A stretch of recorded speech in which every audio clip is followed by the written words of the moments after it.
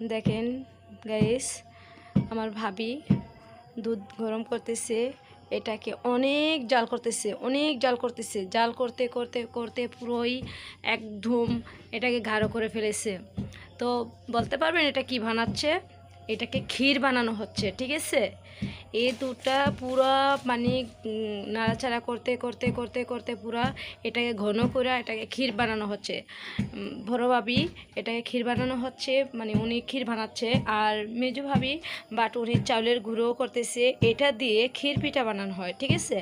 আপনাদের এখানে কার ভাষায় কি বলা হয় জানি না, তবে আমাদের ডিস্ট্রিক্টে এটাকে ক্ষীর পিঠাই বলা হয়, ঠিক আছে। তো বন্ধুরা চলে আসেন, কে খাবেন চলে আসেন। মাটির চুলোতে পিঠাটা বানানো হচ্ছে, সেই স্বাদ, ঠিক আছে।